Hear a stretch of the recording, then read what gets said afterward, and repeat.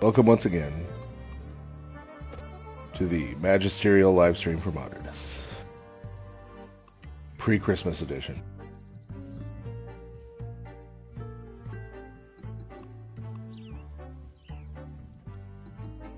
I will show some things and start answering questions, and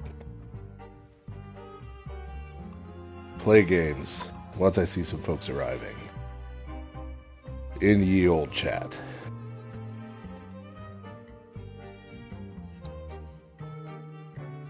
I imagine even the people who jumped on that alert immediately are now seeing ads. So, I will wait.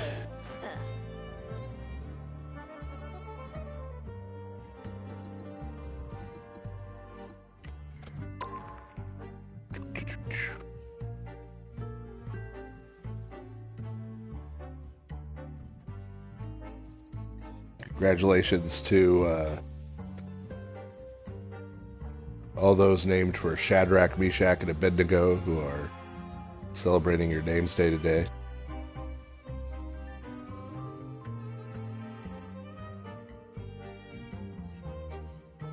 I don't know if that de facto includes the surviving Beastie Boys.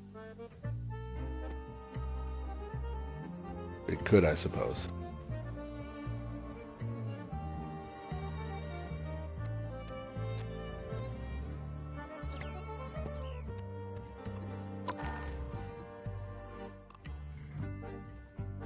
There are some people. At least a couple of people. People are beginning to arrive. The modernists are beginning to flood to the magisterial live stream, where they can be informed what they have to believe as modernists.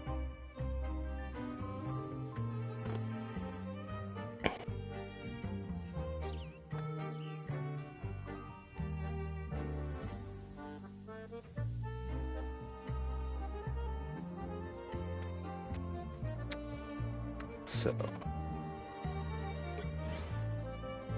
we'll wait a little bit for the chat to get going. In the meantime, maybe I'll show some of the winter holiday stuff. I wonder what winter holiday that is. Because I don't see any Hanukkah skins.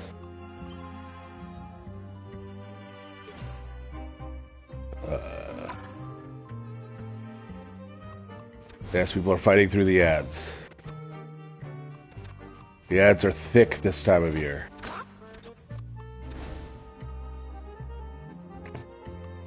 So, the greatest of the unnamed winter holiday skins is, of course, this Daredevil skin.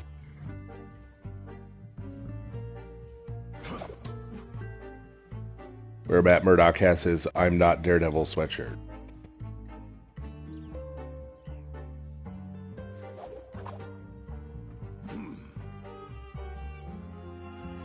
Christmas sweater, what have you.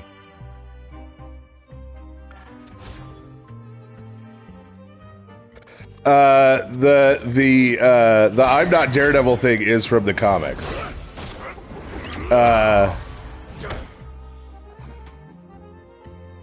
Because there was a whole bit during Mark Wade's run, Mark Wade and Chris Samney's run on Daredevil, where his secret identity had been exposed, like, to the world, and he responded to it. Daredevil responded to it by just gaslighting everyone, and like Matt Murdock just insist he was not Daredevil. Including at one point wearing a shirt that said, "I'm not Daredevil." So he just kept telling everyone he wasn't Daredevil. There are a bunch of new skins. Now you may notice they have placed Deadpool.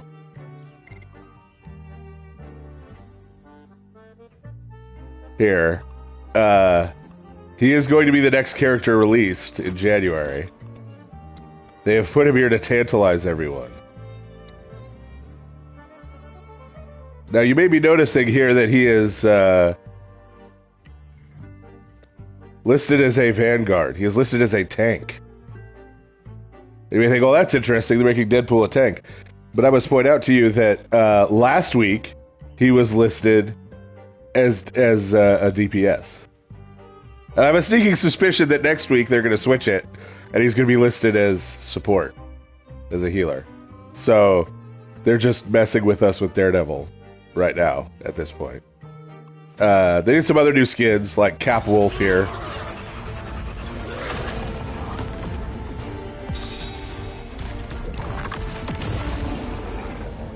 Cap Wolf is a thing that happened in the comics.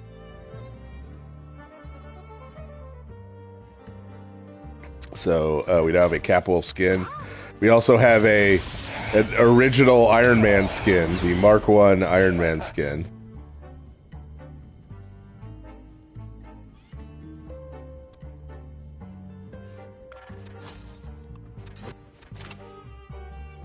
Which has the advantage of being the most realistic and least cool Iron Man skin. There is a Squirrel Girl holiday skin. Again, this is not any particular winter holiday, guys.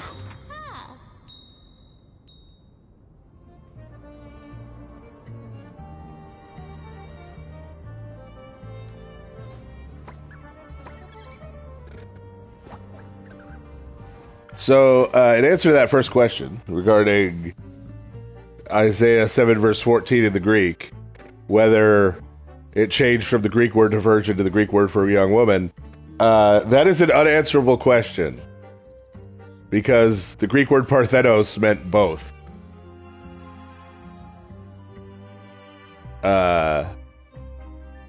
You've kind of been sold a bill of goods on that by a lot of people. At the time, Parthenos was chosen as a translation for Alma, which in Hebrew means young woman.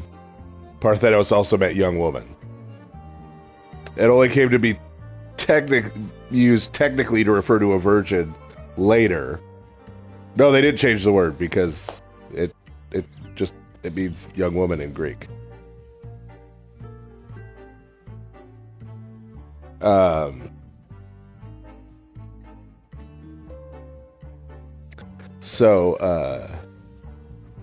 Yes, I saw the winter solstice tree presents, Santa hat, etc.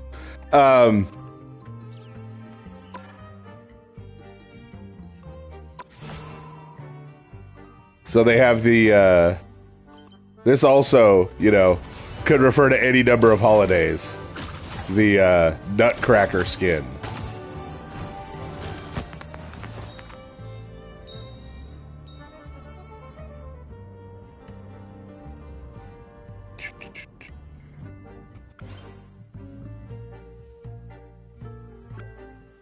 Oh, people are still getting ads? Well, I will give my little speech early then. If you don't want to see any more ads, and you have Amazon Prime, I'm not asking anybody for their money, but if you have Amazon Prime, you have a free Twitch subscription every month that you may not be using. And if you have a Twitch subscription that you're not using, you can use it on my channel, and you will not see any more ads, and it will cost you nothing. So that is your escape hatch to seeing all of those ads this evening.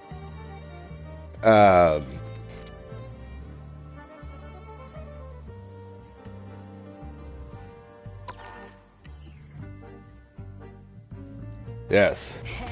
So also, I think since I don't think I've streamed since I released Rogue as a character.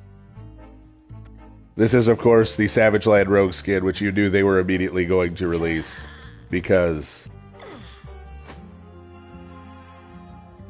it's rivals.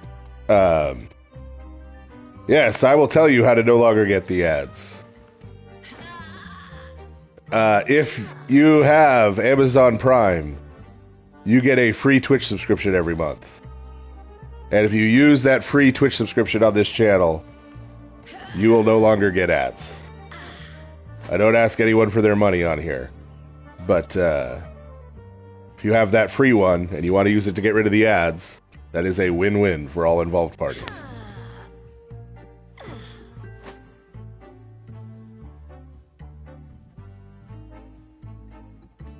So,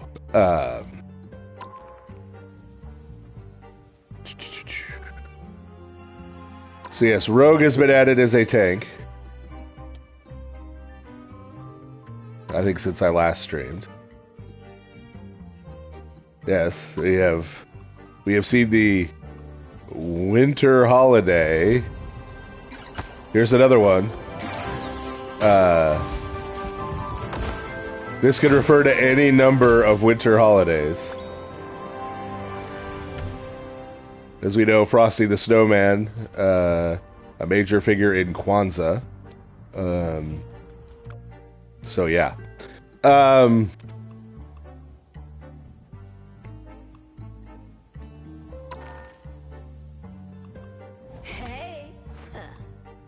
And like with Gambit, they got the voice actress from the X-Men animated series to do Rogue's voice lines.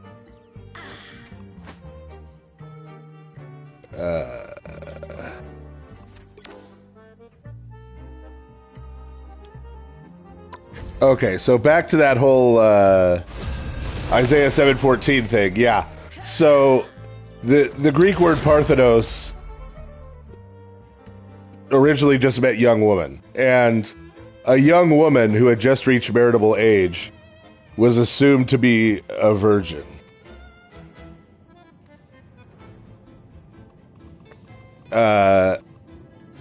Just assumed to be, since she wasn't married yet, and that was required.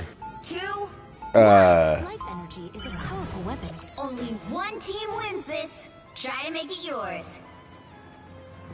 Do you know she's Neonis? Yeah. Well, Neonis can mean young woman. It can also mean virgin, actually, technically. It can mean maiden, depending on context. So there's not a big difference in those words in Hebrew or Greek. So, like, our belief in the virgin birth is not based on what word is in Isaiah 7 verse 14. Right? Like, if you were at church today, and you're not old calendar, you heard the genealogy in St. Matthew's Gospel, where St. Matthew says that St. Joseph took the Theotokos to wife and did not know her until she had given birth to a child. It is very clear about the virgin birth in that text without ever using the word Parthenos.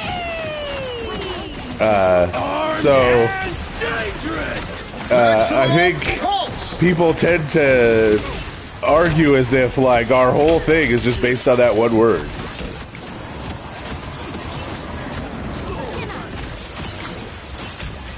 Yes, very early on, before, well, I think people were getting attacked by ads. I wished a happy name day to all the Shadrachs, Meshachs, and Abednegos in the viewing audience. And questioned whether that was de facto wishing a happy name day to the surviving Beastie Boys. Although they wouldn't have a name day, and they're celebrating Hanukkah right now, I think. But you get my point.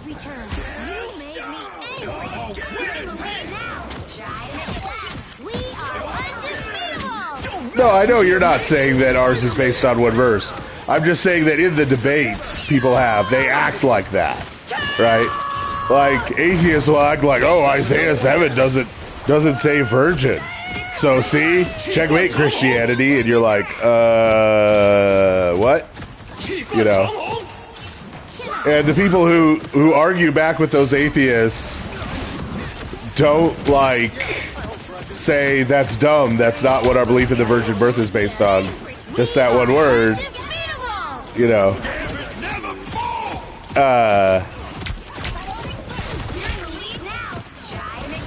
They try to argue that, no, Isaiah 7 really means virgin. And it's like, well, okay, but that's kind of moot to the point. I'm going to need a repost on that Zechariah. I read, like, the first half of it.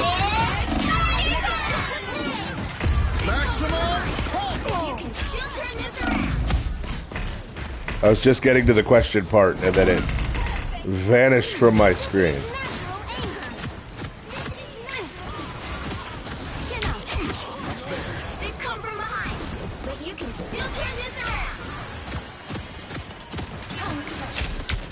Zechariah 14, as the dispensationalists refer to it as what they think will happen during the...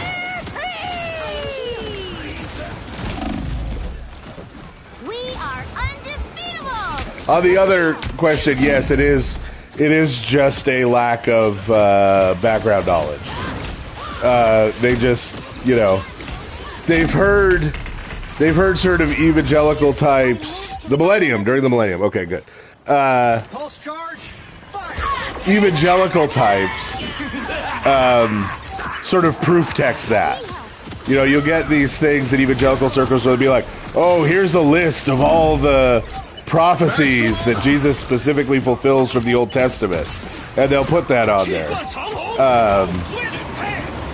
And so, you know, atheists and stuff just try to attack those prophecies.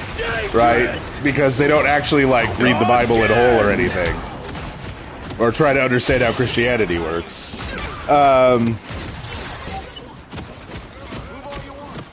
So... yeah. Excuse me. Excuse me.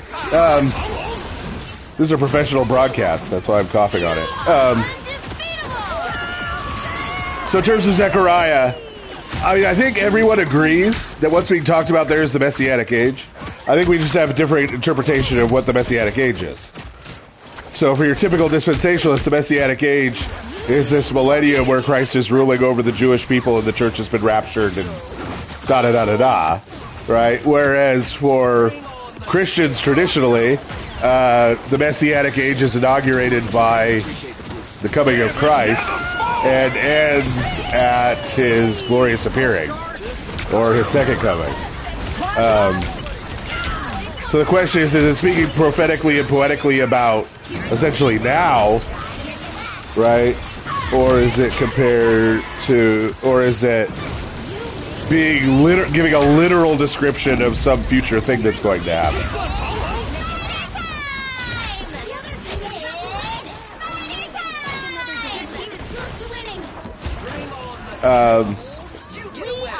So that one question was weirdly posited to me in the third person. So I'll answer the question, does Father Stephen serve the Liturgy of St. James in his parish? No, Father Stephen does not. Father Andrew Damick has, that checks out. But the reason I don't do it, I probably could have gotten permission to do it because he did. But the thing is, I don't serve it regularly. I don't serve the Liturgy of St. James regularly. Right? So, me trying to do it once as a one-off is going to feel to me like a performance. It's not going to feel like I'm praying. It's going to feel like I'm, like, putting on a thing. And having that feeling when I'm serving in the church just gives me the ick. So I'm not saying everyone who does it. Maybe other people who do it feel more of a connection to it than I do. And this is just a me problem. I'm not saying anything about anybody else. But that's why I don't do it. You're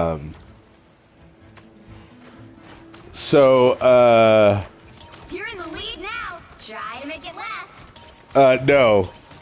Any Orthodox Christian who believes in the rapture is indeed somewhere on that spectrum, at least in the 8th grade sense of the word. Now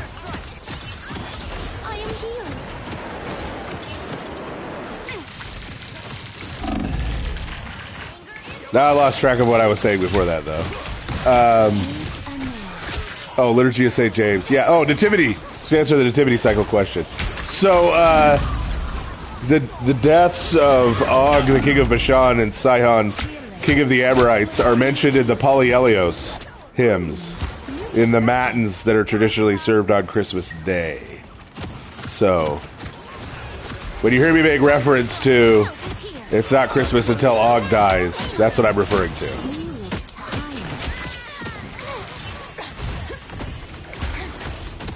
You needed a timeout. I am impervious to damage. Needed a little boost. I vented my anger.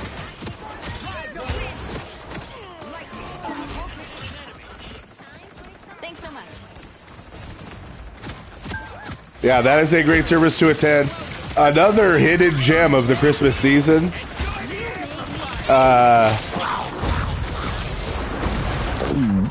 error.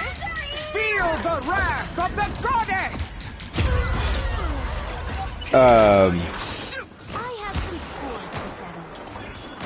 One of the other hidden gems of the Nativity cycle is actually the royal hours of the Nativity, which a lot of times parishes have. Like, we're doing it in the morning on Christmas Eve, so I know a lot of people don't have that off or can't go.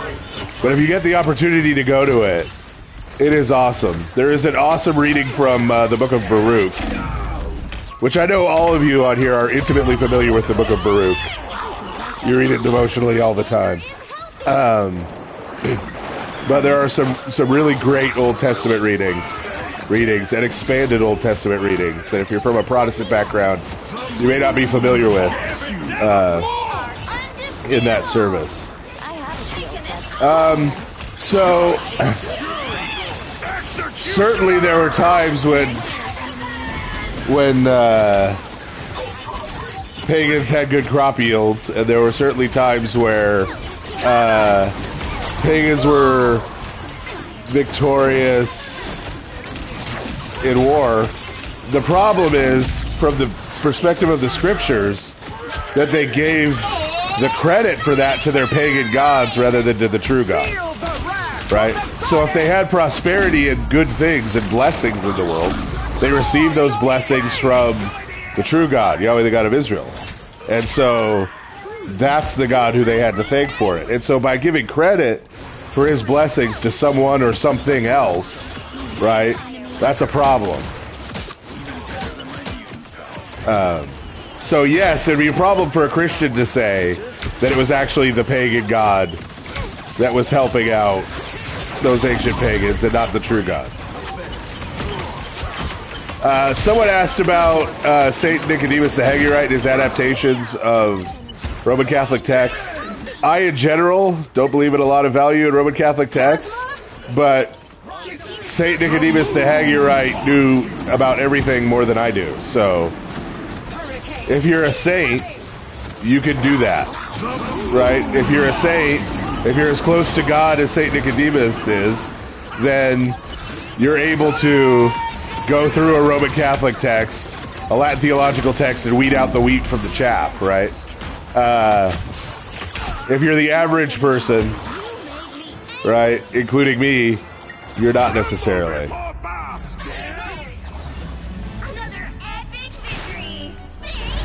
If I miss your question, don't come back to it. Feel free to repost things.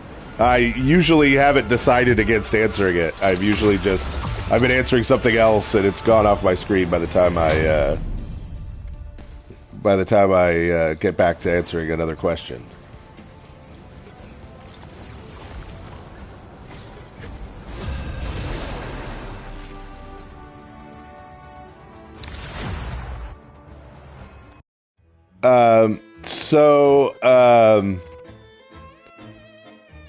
I don't know exactly what you mean about Marcion in terms of St. Paul's letters.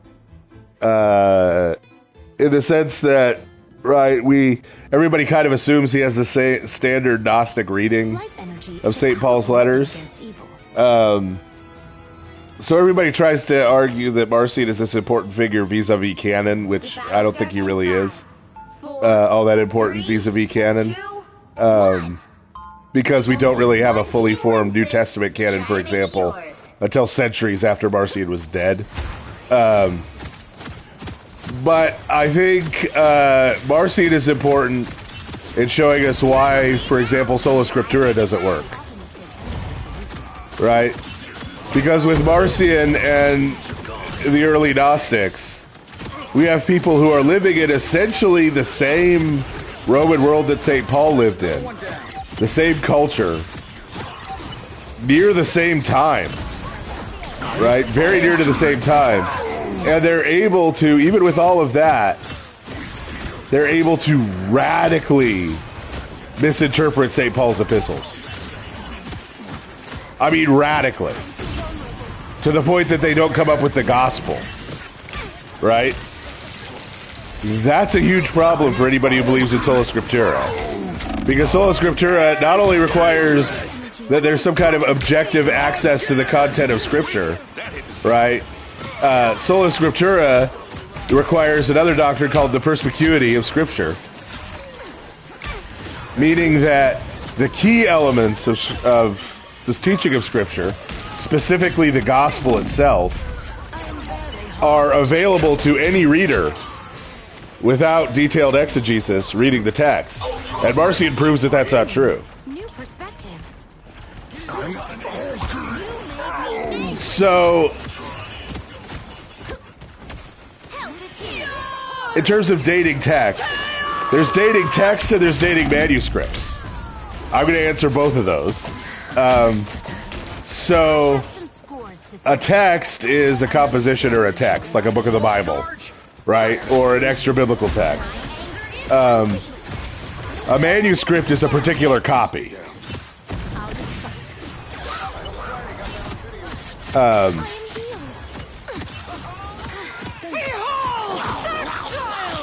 Right, so,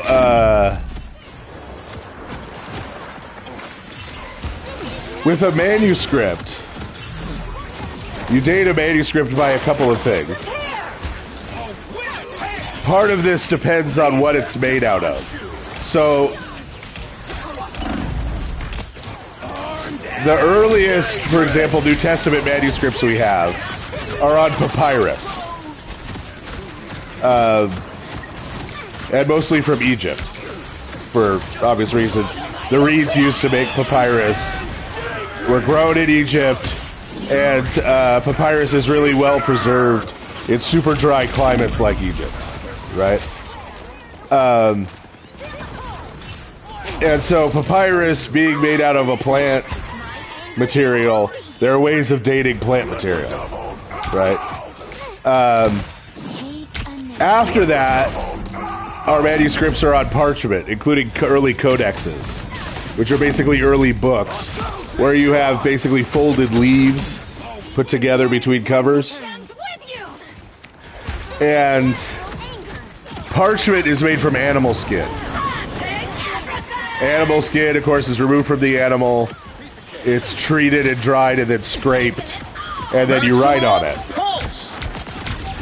And so, it being an animal product, right, it being essentially the skin of a dead animal, being kind of thin leather,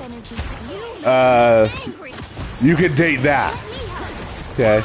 In some cases, depending on what's being used for ink, you can also date the ink. But that's not always the case. So, for example, the Dead Sea Scrolls, the ink they used was soot. It was soot from olive oil lamps that they used as ink. And so you can't really date that because it's just pure carbon.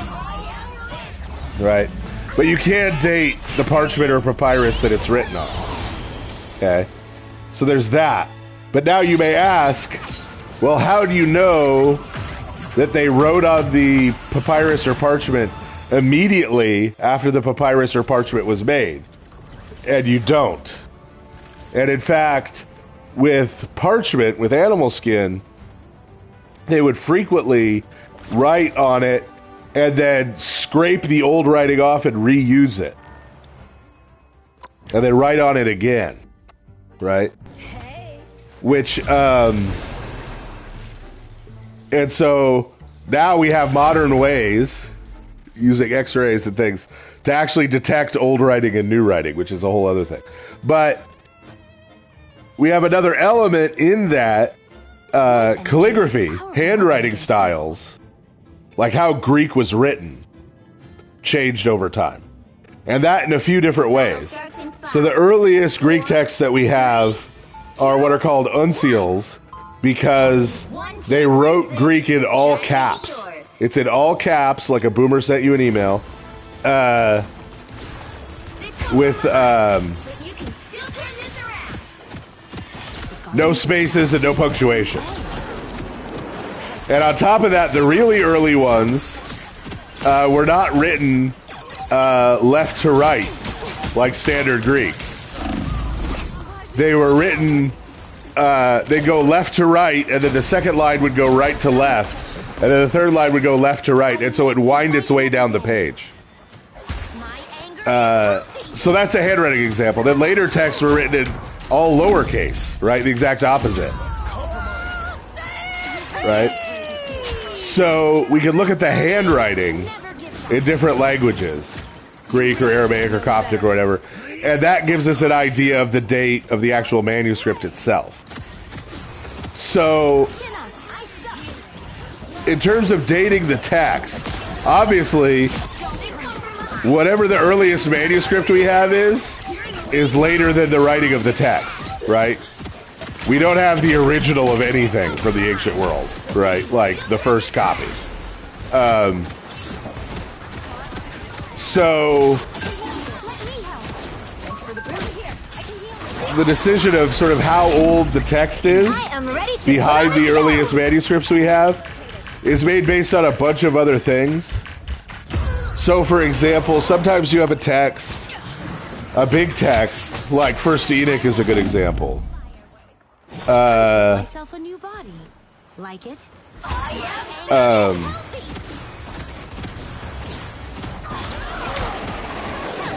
First Enoch is composed of a bunch of smaller texts.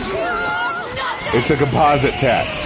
And so that means before the full-size text existed, each of the smaller texts that make it up must have pre-existed it. Right? And so you know that those are all older. Right? The composite text is later. And then if you find a text, or you find a manuscript that just has one part of the text, like the shorter Greek version of Enoch, right? Then that can help you conclude, oh, okay, well, this manuscript must predate when it was all put together, right? Since it's just a manuscript of one of the pieces.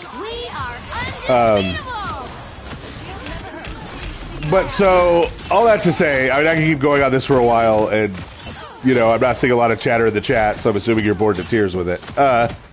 But there's an art to it, and so people argue about it.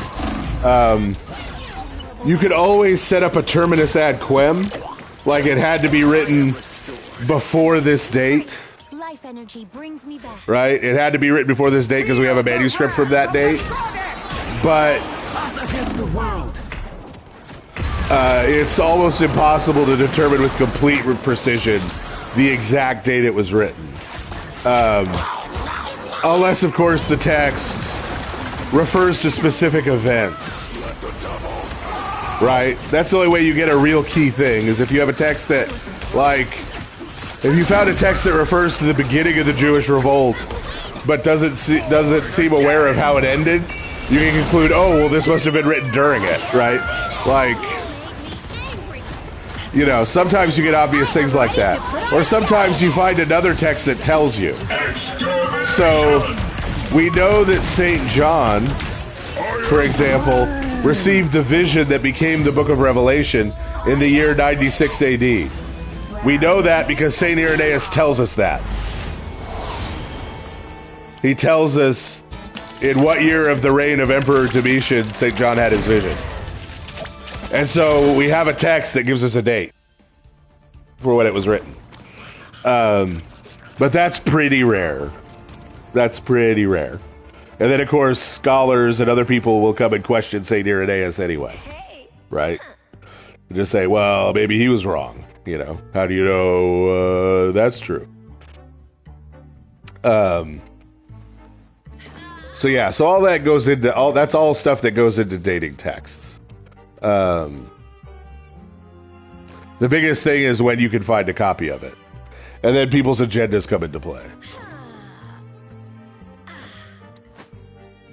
Yeah, so yeah, the demons who were worshipped by the pagans had whatever leeway, whatever ability God allowed them.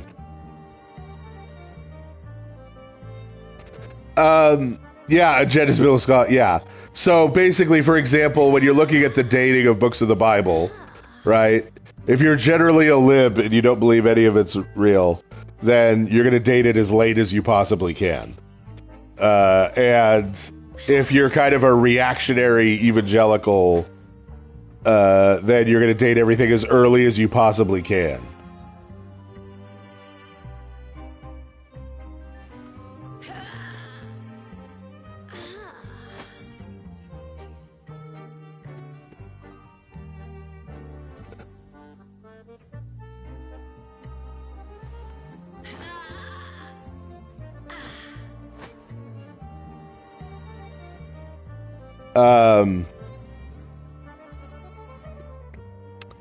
Favorite mental gymnastics.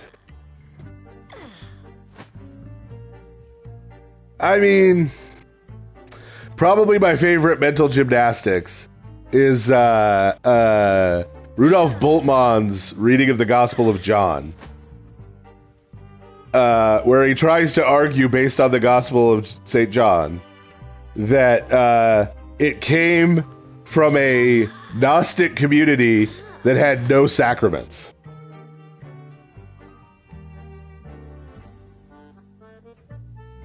Just let that sink in. No sacraments. So Christ, he tries to argue that Christ was not talking about baptism to St. Nicodemus. John 6 has nothing to do with the Eucharist, the whole eat my body, drink my blood. Yes. So that has nothing to do with the Eucharist. He tried to argue that Christ's baptism in St. John's Gospel is not about baptism. That is peak mental gymnastics. So read, if you want a good read Rudolf Bultmann's commentary on St. John's Gospel. So in terms of Daniel talking about Nebuchadnezzar worshiping Daniel and bringing sacrifices and stuff, you have to remember that what's being translated there in terms of quote-unquote worship is just him bowing, making a prostration in front of him. And when it talks about bringing sacrifices, it's really talking about bringing gifts, because the language of sacrifice in ancient languages is gifts of hospitality. So the idea is that in that text that it's trying to get across is that there's this role reversal where Nebuchadnezzar is the king and normally people would bring him gifts of hospitality, and in the case of Babylon even offer sacrifices to him, literally, and they would come and prostrate and bow down before him, and he's doing it in front of Daniel. Right, so that's the reorientation. Yes, and with the Rudolf Bultmann thing, because every action must have an equal and opposite reaction, if you go and read Raymond Brown, the Roman Catholic scholar, responding to Bultmann on St. John's Gospel, Raymond Brown argues that all 7 Roman Catholic sacraments are in the Gospel of St. John. He's trying to argue for last rites in St. John's Gospel.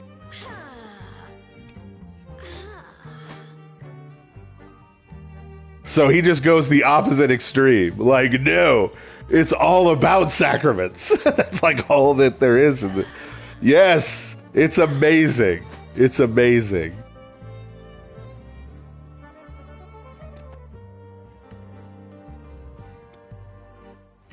So, oh yeah.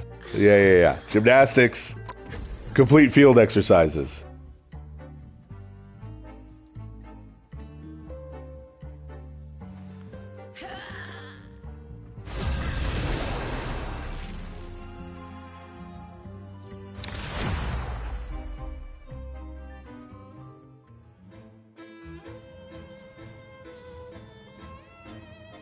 It's obfuscation. So there are a lot of people who want to argue that every Greek word used in the Bible is being used as a technical term.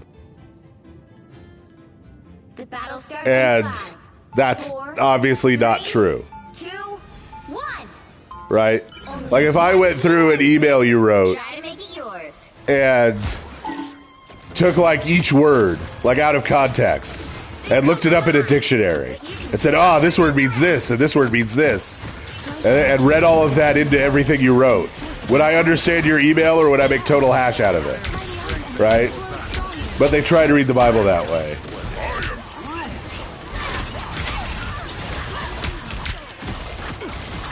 Yes, God's finger is God's finger. So in terms of where the Protestant Old Testament canon comes from, I have bad news for you on that too, in that you've kind of been sold a pig in the poke on that by a lot of apologists. So what happened in early Christianity, in the rise of the church, is that wherever Christian communities sprang up, they took the Jewish canon, right? Because Christianity emerged out of the synagogues pretty much everywhere it went, if there was a synagogue there. They took whatever the local Jewish canon was and made that their canon. So that's how the Ethiopian Bible ends up with this huge number of books, is because Ethiopian Jews had this very expansive canon. And so Ethiopian Christians just took that and made that their Old Testament. Same thing in Alexandria with the Egyptian Old Testament.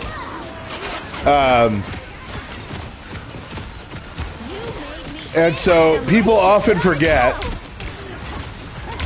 that the West originally, when we're talking about early Christianity, the West had two different parts.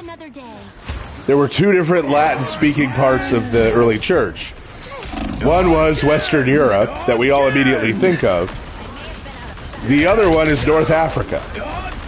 And Latin Christianity in North Africa got wiped out by Islam. So,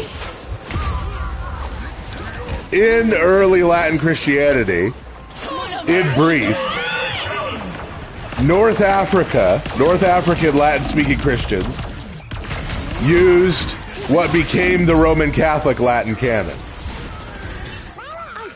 So that's the canon that, like, St. Augustine argues for. That's the canon that you find in the Council of Carthage, which was in North Africa, right? Carthage was the metropolis of Latin-speaking North Africa, where St. Cyprian was bishop, right? That's why it was such an important see. Western Europe, by and large, agreed with Jerome and used what later became the Protestant canon. And so, once you have the fall of the North African church gets destroyed by Islam, in the West, in the medieval West, there were ongoing debates about which of those two canons was the correct Latin canon. And it was an in-house debate. Nobody divided over it. One of Martin Luther's chief debate opponents in the Reformation, about 20 years before the Reformation started, was holding public debates arguing for Luther's canon. Okay? So this was just conceived like an intramural thing. They viewed it the way we view, like, the differences in the Greek and Russian canon. Or Greek and Slavonic canon, really. Right? Like, there are some small differences. We don't, like, you don't see Orthodox people arguing about it and saying one is wrong and the other one's right. Like, we're all fine with it, right? They were the same way. They would argue about it, which one was better. Well, you can't expect to win them all. No, not the New Testament canon. This is just an Old Testament canon thing. So, this was an intramural thing in the West. And what happens in the Reformation on this issue and on a ton of other issues,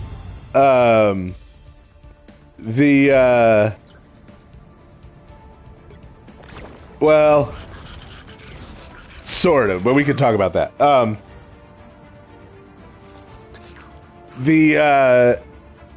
On this issue and on a ton of other issues in the Reformation, once the split happens, Roman Catholicism dogmatized one side of these previously intramural debates, and Protestants took the other side. So that happened with the Old Testament. Council of Trent dogmatized the North African canon of the Old Testament, and so Protestantism mostly lined up on the others, took the other position. Right?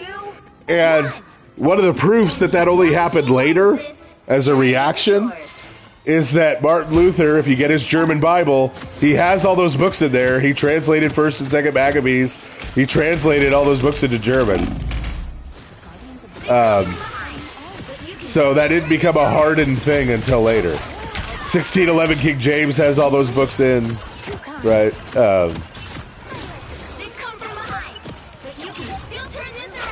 So, yeah, that's what was going on with that. Now, in terms of Luther and the other question about the Presbyterians and 3rd John on the New Testament, in the early days of the Protestant Reformation, the 16th and 17th centuries, for example, they were attentive to some of the arguments that Roman Catholic and Orthodox apologists still make today about the canon, i.e., they don't have an infallible canon list, right? But rather than seeing that as some defeater to sola scriptura, they just saw that as giving them a little bit of freedom. So you can find 16th and 17th century Protestant writers, for example, who don't accept the canonicity of the Book of Revelation. Now, it is not true that Martin Luther said that St. James was uncanonical. Right? He did not try to remove anything from the Bible. He translated it all. It was all in his Bible. But what Martin Luther did do is Martin Luther divided the contents of the Bible, not the books themselves, but the contents, into law and gospel. Right?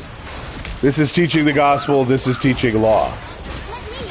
He had a more nuanced view. He did not think law was just bad, right? But he said you had to be clear about what was law and what was gospel, and that they weren't the same thing, okay?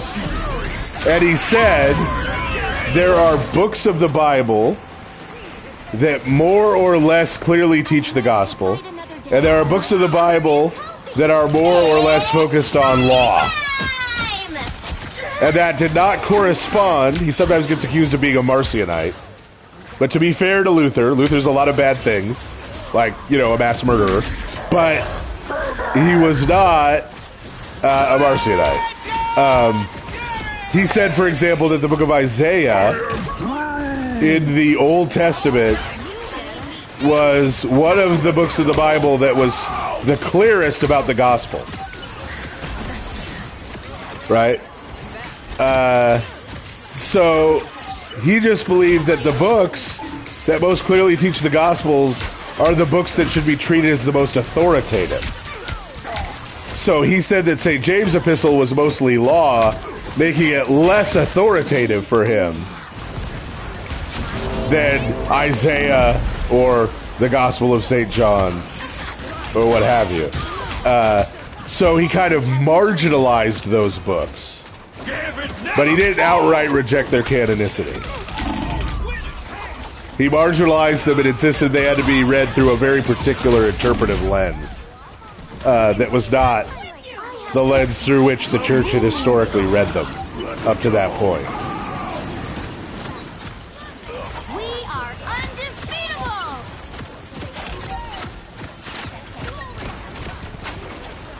Let me help.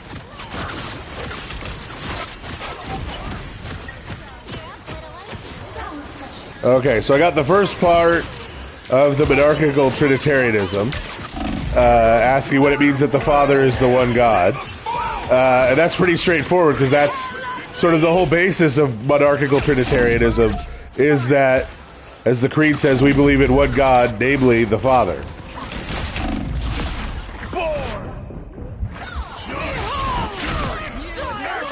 So, Christ being the I am, which technically the Bible never says it's precisely those words, but what that amounts to is Christ being Yahweh.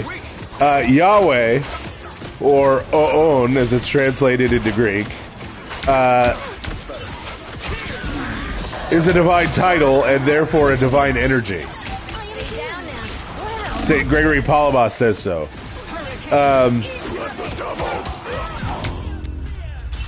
So in that, Well, you can't expect to win them all. in that,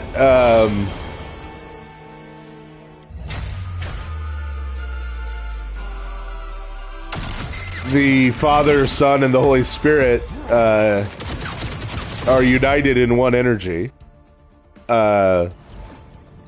Christ is Yahweh in the same sense that the Father and the Spirit are. So none of the divine energies or divine names are personal names other than the Father and the Son and the Holy Spirit. Those are not divine names in the same sense. They're not names for God. They're names for the persons.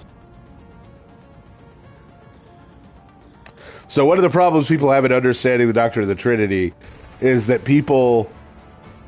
there are properties, qualities, names that refer to particular persons, Father, Son, Holy Spirit.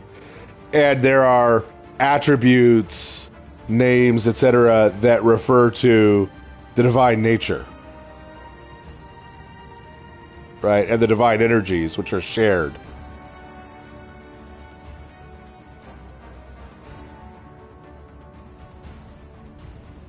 Yes, and Doc Branson has made freely available his lectures. And if you're really into math, his dissertation in analytical philosophy on the Monarchical Trinity.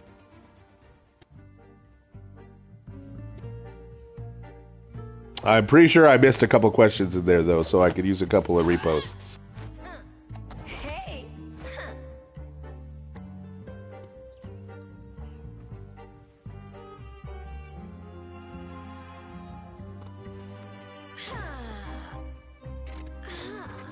Excuse me. I have no problem with people printing out and using my Bible study material in any way they see fit. How precisely you make that available may cause you to run afoul of ancient faith in some way, I don't know. But for my part, I have no issue with it. So unless you run into an issue with them, I have no issue. In terms of Deborah, the whole point of the Deborah story with Deborah and Barak is that there is a radical inversion of roles. So what happens in the story of Deborah and Barak is that Barak is called to be the judge of Israel because he is a weak man, right, and cowardly, and fails to do so. God, to humiliate him, brings in a woman to do what he was too weak to do. To shame him. And so that is the dynamic that's going on in that story. So that's what you're detecting in terms of, isn't this a weird inversion of roles? Yes, exactly. In terms of subordinationism in the monarchical trinity, you have to remember, we're only concerned, we are only concerned with, in terms of heresy, with ontological subordinationism. Okay. Ontological subordinationism is like Arianism. It's saying that Christ and or the Holy Spirit are somehow less God, are not full partakers of the divine nature, are not homoousios with the Father, but are in some way lesser beings on an ontological level, on the level of who and what they are. Other kinds of subordinationism, like everyone believes in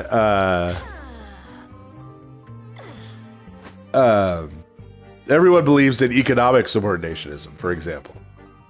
Economic subordinationism meaning, like Christ when he's incarnate, right? The incarnate Christ, as we encounter him in the Gospels, right, will say things like, the Father is greater than I, right? And will pray to the Father, and will say he's acting on the Father's authority. That's all subordination language, but that's economic. Christ has subordinated himself in the incarnation, right? In the economy of salvation, right? But that's not, he is not in and of himself less, right? So subordinationism isn't a problem. Ontological subordinationism is a problem.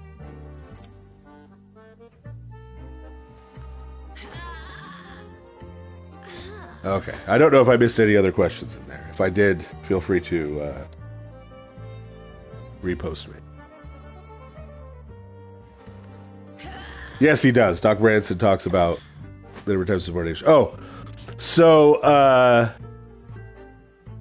that's not a universal tradition everywhere, but in some places they'll have 7 loaves of prosper when the bishop is there rather than 5, because it's traditional for the bishop. So, before, you probably know, if you're Orthodox, there may be people here who aren't Orthodox or who are just inquirers or catechumen, that there is a whole service that the priest does before the services of the liturgy and matins, if you're doing it. Before all those services, he does a service called the proscomedia, where there are prayers and the cutting of the bread and things that are done to prepare the bread and the wine, essentially, for the Eucharist. And there's essentially iconography on the bread. The priest, essentially, I mean, there's lots of detail on this. It helps to be able to see it. But you essentially construct an icon of the divine council on the paten as the priest for liturgy. But so, as part of that proscomedia service, the priest normally does commemorations of the living and the departed. And you put small pieces of the bread onto the paten or discos, right? Representing those prayers. Traditionally, the bishop does his commemorations right before the great entrance in the liturgy. And so they will have 7 loaves so that the priest can use the regular 5 loaves for the proscomedia before the service, and then the bishop can use the 2 other loaves to commemorate the living with one and the departed with the other before the great entrance. The Greek text of the Old Testament does not maintain very many of the Hebrew word plays. In some places it tries, but in some places you just can't. Like, it doesn't work in the different language. Like, the book of Judges, like, the story of Samson is full of puns and stuff, right? Like, and they just, like, imagine trying to translate a pun into another language. Like, it's very difficult unless you just happen to get super lucky with cognate words. There was another question in there I was going to answer.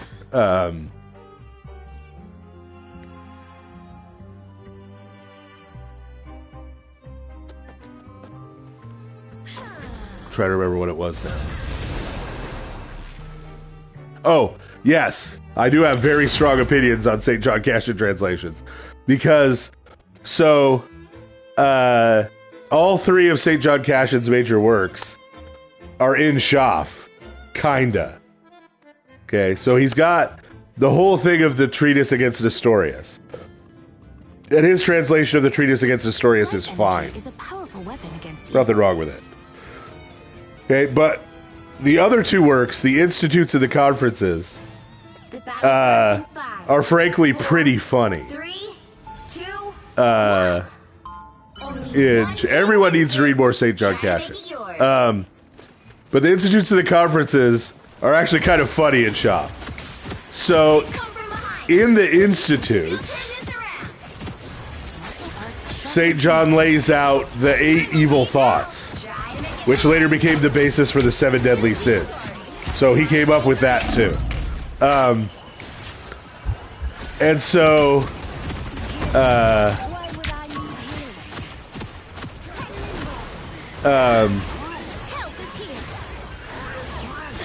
and then in the Conferences, relatedly,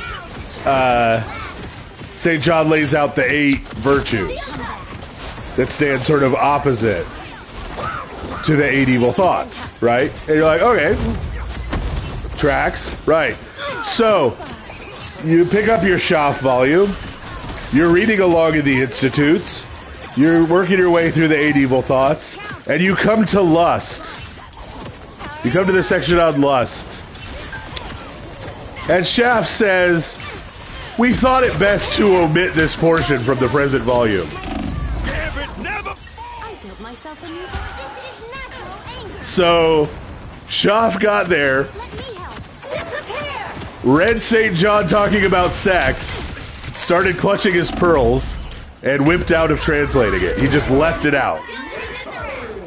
And then, you go over to the Conferences, and you're reading along in the Conferences on the virtues, and you get to the section on chastity, and again, Schaff says, we also thought it best to omit this portion from the present volume.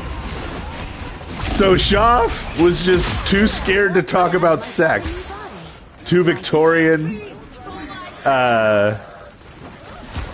So Schaff is a horrible place to read St. John Cassian because you don't get the full thing. So if you want the whole thing in English,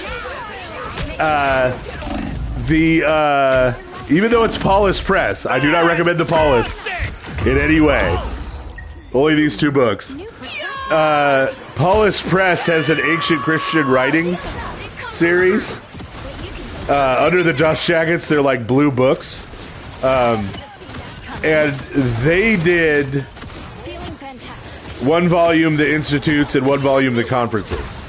And they've got the full text of both books, a good readable English translation, and some really good introductory material and stuff too, about St. John and about the importance of the works. So I highly recommend you get those Paulus Press versions of the Institutes and the Conferences. And like I said, Schaff's fine for the Treatise Against Nestorius. It did get too sexy for him, apparently.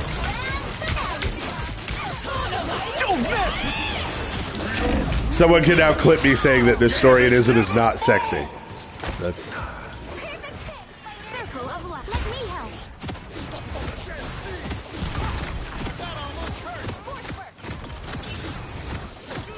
Don't mess with the amazing Spider-Man! But you can still turn this around. Yeah, I should probably put together a recommended reading thing. I do a lot of recommended reading lists at the back of my books on different topics. But yeah, there's something I get asked about a lot.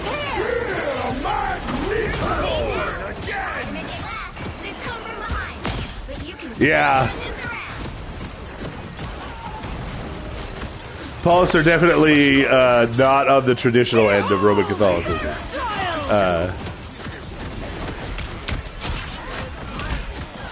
Yeah, there's some topics I get asked a lot about that I can post about. And I can just continue to encourage everyone to read more St. John Cassian.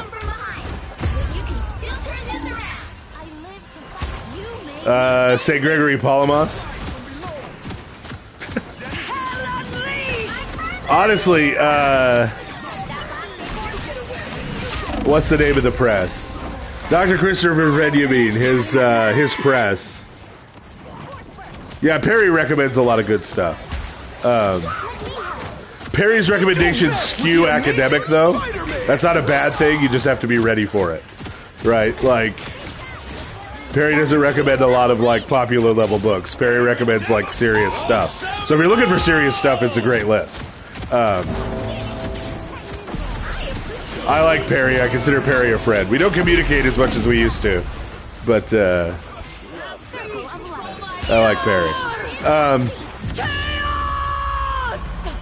So yeah, about Tabor Press, they've got a 1 volume of St. Gregory Palamas's complete sermons, like all of his homilies, and most of that is brand new translations done by Dr. Venumain.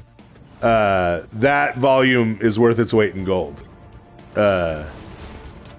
Probably more than that, because it's not actually that heavy, even though it's kind of a thick book. But you get my point. So that's highly recommended on anything related to hesychasm, St. Gregory Palamas, the essence energies distinction. Because, unlike the triads or something like that, this is him preaching, right? So this is him laying these things out, often from Scripture, for the regular people of the time. So it's very good at communicating some of that stuff.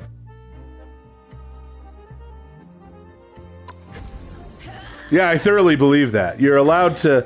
So, one of the weird things with Presbyterians... Okay. I don't know if you've ever read the Westminster Standards. That's sort of the doctrinal text that you have to sign on to as a Presbyterian.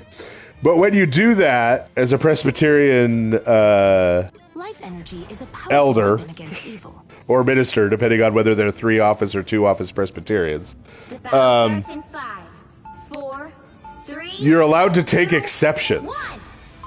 Only one team wins this. Try to make it yours. So you like oh, this thing. Yes, I agree with these Presbyterian doctrinal standards, except, and then you list all the places you disagree, They've come from behind. and then the people who are dating you decide whether those exceptions are acceptable. If you have acceptable or unacceptable exceptions.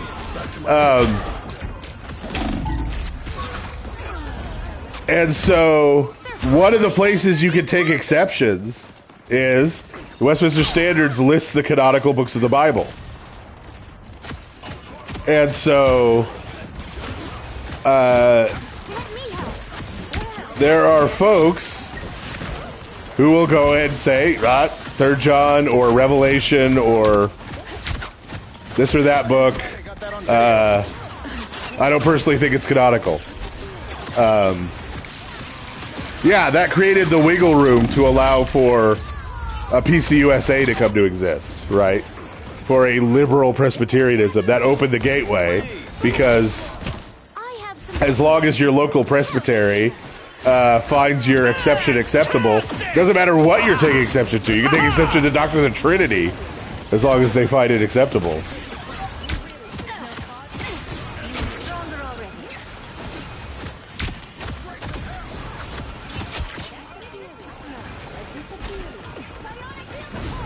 So, why do some people believe in the rapture? I'm going to answer that question as what is the basis for the idea of the rapture? Because, of course, why anybody believes anything is subject to all kinds of variables, right? But the rapture is basically necessitated by certain preceding beliefs in dispensationalism.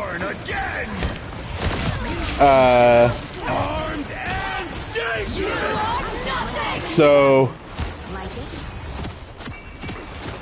what happens essentially, a short-ish version of it, is that dispensationalism, by virtue of being dispensationalism, separates Israel and the church into two different entities, thereby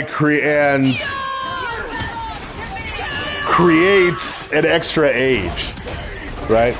So traditionally Christianity, you had, as we were talking about with an earlier question, you have the messianic age, You have the age inaugurated by the coming of Jesus as the Messiah that ends at his second coming, right? That ends at his glorious appearing. That this is the final age, as the apostles say over and over again. These are the last days, right? Like, that's it.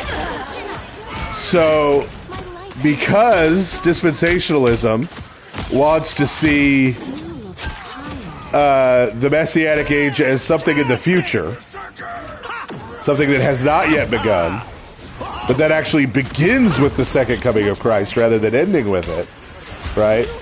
That creates this interregnum between Christ's ascension and his second coming. Well, what is that then? That becomes what they call the church age. So the age of the church, specifically the Gentile church, because the church is mostly Gentiles, it has been mostly Gentiles for a long, long time. The Gentile church is the interregnum. It is the sort of parenthetical period in the history of Israel. And so, if you look at the period from the ascension to the return of Christ as being this period where sort of God presses pause on what he's doing with Israel. Like, he presses pause on Israel, goes and deals with the Gentiles, comes back and unpauses Israel and finishes off Israel, okay? Then you have to have an end. You don't just have a renewed beginning of the Israel part, you have to have an end to the church age. And so the rapture, the church being raptured and taken up into heaven, the rapture becomes the end of the church age. And that's how you get the idea of the rapture.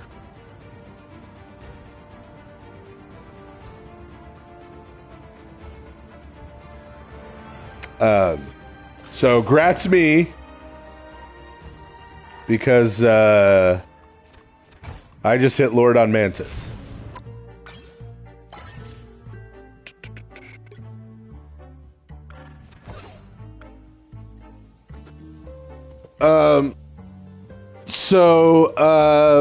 I'm going to do nominalism first, and I'll do the Pharisee question.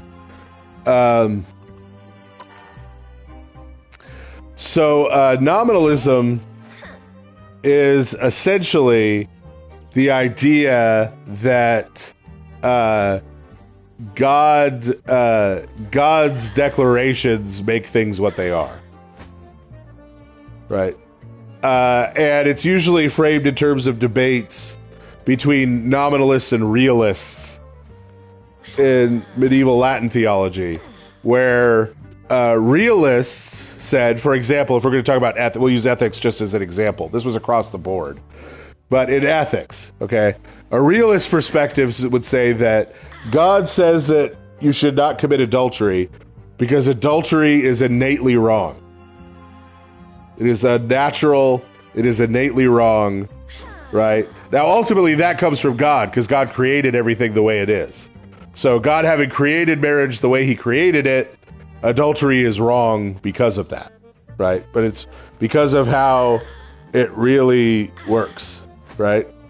Whereas the nominalist says, no, there's nothing innately wrong with adultery. God has just said adultery is wrong, therefore it is wrong.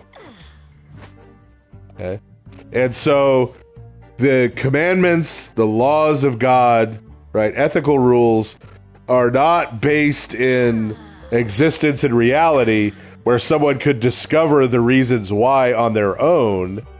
They are purely revealed, and they are purely the basis of God's decision, and God can decide otherwise, right?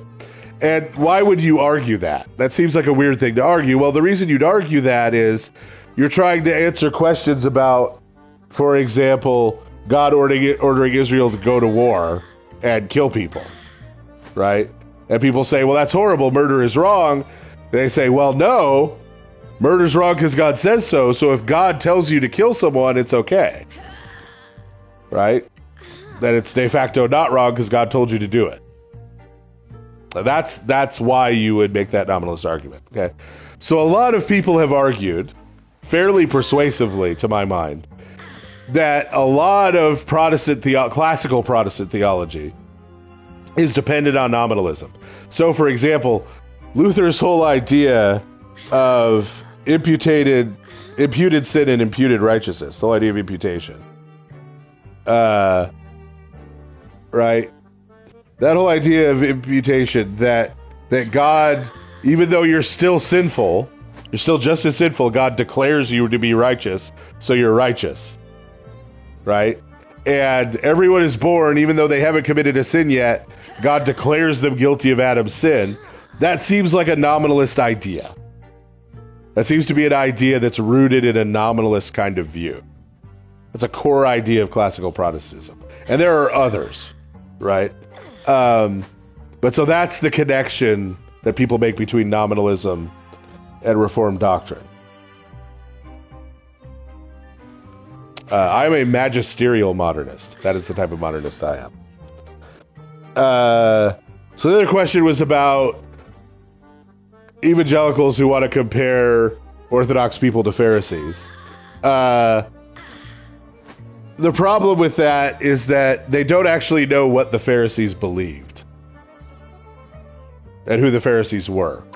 They're using Pharisee to mean someone who's legalistic sometimes, or has extra rules, or does things that aren't in the Bible or something, right? And obviously, The right gal for the job, sugar. you can address any of those from the perspective of, The battle starts in 5, 4, you know, 3, doing Orthodox apologetics, because none of those are true. Orthodoxy is not legalistic. wins this. Protestantism is much more legalistic than Orthodoxy, you know, on and on, etc., etc., etc. Right? We can talk about how tradition works. We can talk about, so the short version is, like, they kind of don't know what they're talking about with that. So You're in the lead now. Try to make it yeah, they need to learn more about the Pharisees. But you can still turn this around.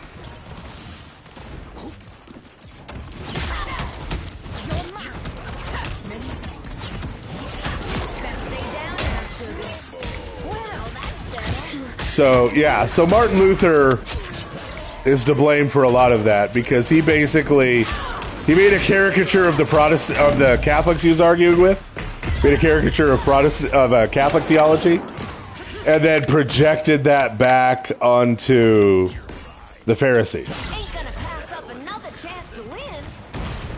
which means it's a particularly bad caricature of the Pharisees.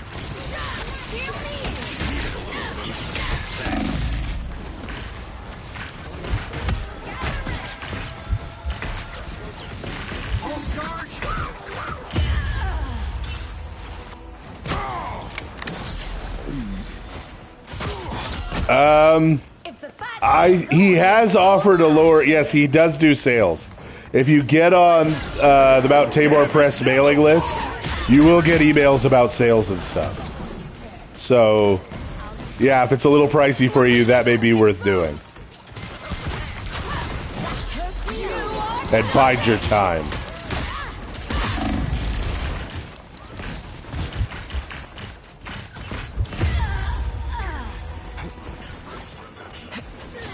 What was one good thing to come from Martin Luther? If the fight's still going, then so am I, sugar. Next time I won't go so easy. Yeah, Christianity does come out of Pharisaism. Here we go. His German Bible standardized the German language.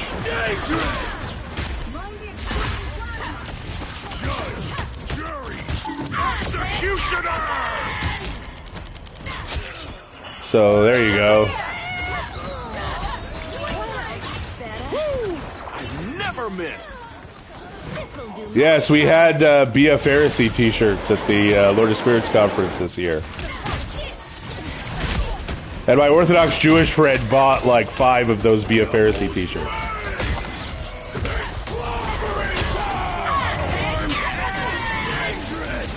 Well, it's based on one of the Lord of Spirits episodes. My closing thoughts, which were basically, we were going through Israel's history. It was sort of, in a world of Hasmoneans, be a Pharisee.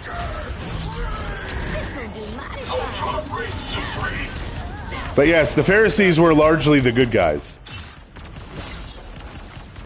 If you notice, when Christ criticizes them, he primarily calls them hypocrites.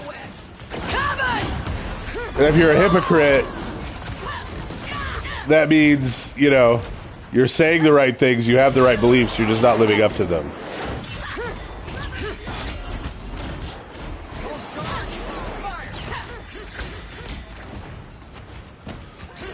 Yes, I've used All-Star twice now because it is inescapable and haunts your dreams.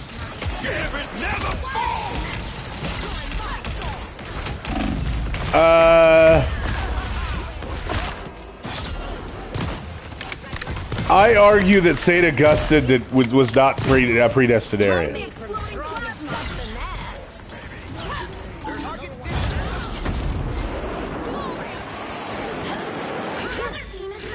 See, because first of all, y'all hear All-Star, and you're like, oh, Shrek. And I'm like, no, I hear All-Star, and I think Mystery Men. Mystery Men.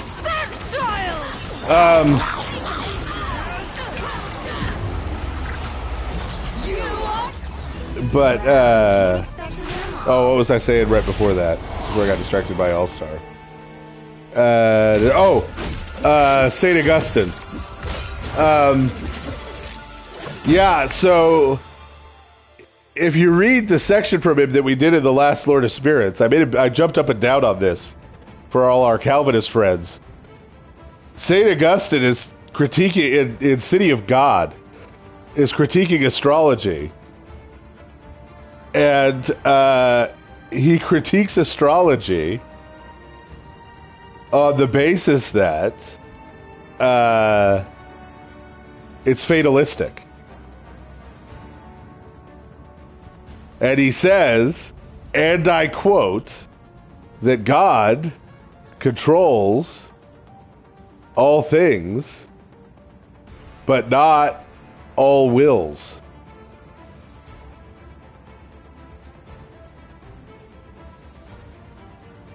Dun dun dun. St. Augustine said God does not control the human will. I would encourage people to read his book on the freedom of the will to see what he actually taught on this stuff. Well, no. Calvinists claim he's predestinarian. People claim St. Augustine is predestinarian. Okay, I'm just saying they're wrong. Because what they do is they take a bunch of quotes out of context from his anti-Pelagian writings. They don't read deeply into St. Augustine. And they don't line up, like we talked about in a previous stream, right? Like they want to argue that he believes that people are born with the guilt of Adam's sin, but when you look at how St. Augustine views sin, he doesn't see it in juridical terms. So, right? This is the original quote miners are the Protestants quote mining St. Augustine. Like they're the originals. Which is yet another reason why these folks posting all the weird quote mines on Twitter now are crypto Protestants. They're like just following their Protestant forebears in quote mining church fathers. Okay, this will be the last game. And so as usual, I will allow y'all to choose the character. First character I see in the chat is the one I have to play. Be creative this time, guys. Black Widow, there we go. Not that this will be any better than me playing Spider-Man, but at least it will be different than me playing Spider-Man. And I will get to show off my old school first appearance Black Widow skin. Yeah, I don't do much better with Black Widow than I do with Spider-Man. She is like my second worst character, but I do have this cool first appearance 1960s skin. So Battle starts in 5. She first appeared wearing this outfit in an issue of Tales of Suspense in an Iron Man story. She was the villain. She was a Russian agent.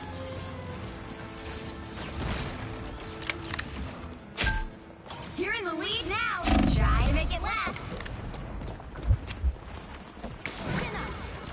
They've come from behind, but you can still turn. I am generally a fan of Tarantino movies. Though my favorite Tarantino movie he did not direct. You're in the lead now. My favorite Tarantino movie, he wrote the screenplay. It's the director's cut of True Romance. Turn this around. But I play a lot of RPGs, especially BioWare RPGs. Played a lot of Baldur's Gate 3. But you can still turn this around. I really like Telltale games, so I'm glad there's a Telltale resurgence. Yes, this is the truth. I'm secretly a Russian operative. I've been outed.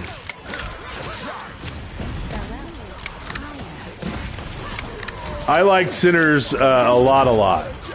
Both as a creative horror movie, and I'm getting ready. At some point here when I have time, I'm going to play Dispatch. I've actually got Dispatch. I just haven't gotten to play it yet. I also, on a Black Friday sale, I got, what's it? Marvel Midnight Suns and Gotham Knights. I got them for $10 each, so I'm going to play those. I liked John Cena's last match. I did not have a problem with him tapping out. I thought it was well done. It was old school. He gave the rub on his way out. That's an actual good Black Widow that you just saw, destroying me.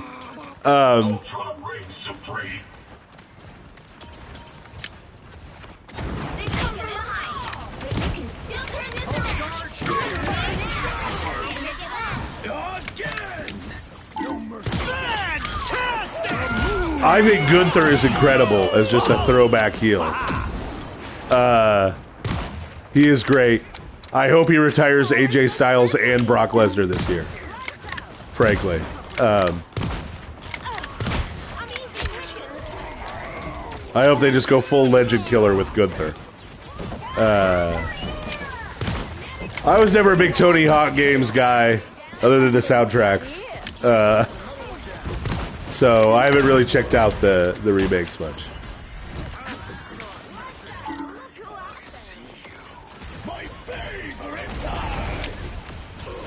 By the eye of extermination!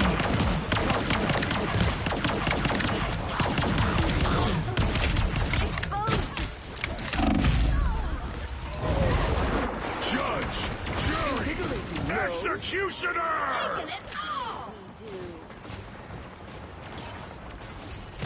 Chrono Trigger is a classic. Set you up the bomb. What's the new... Oh, there's a new Marvel game that I haven't gotten to play yet. That's like a side-scrolling beat-em-up. That I kind of want to play just for retro value. Although I have a retro stand-up arcade in my living room. Where I have like the old X-Men side-scroller beat-em-up. It has Captain America the Avengers side-scroller beat-em-up. Like the actual original game, so... I don't know if I need the nostalgia since I can actually have the original games at hand.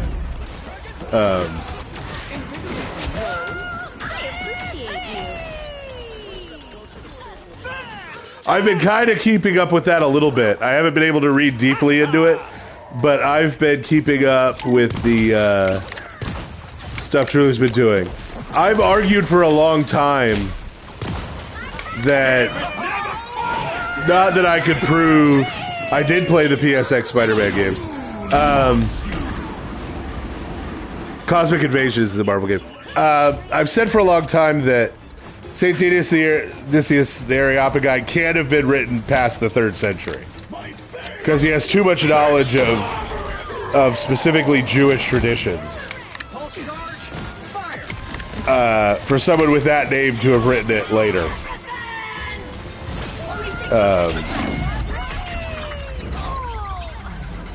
My distaste for nostalgia? One could argue I have too much nostalgia. I don't like nostalgia that is just nostalgia. Like the member berries, you know, where it's, that was a great MVP to go out on there, the Nutcracker MVP.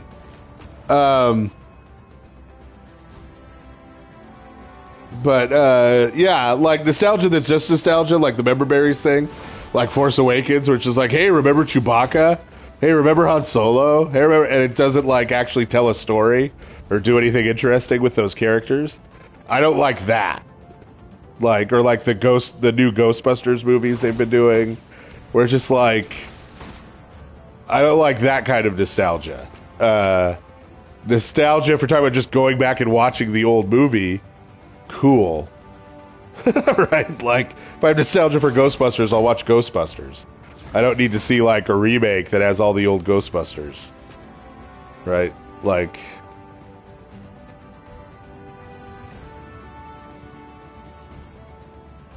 So, yes, like Chris Farley interviewing. Yeah. Like, so I'm not... Yeah. Well, they didn't do anything. Like, Force Awakens, they just, like, remade the first movie, basically. Worse. Not as well. You know? Yeah. But okay. I'm gonna call it a night. Probably will not stream before Christmas. Who knows? But probably will not. So, blessed peace of the Nativity, everybody. Assuming I don't see you. See in scare quotes, you. Before then, I will be doing my usual tradition.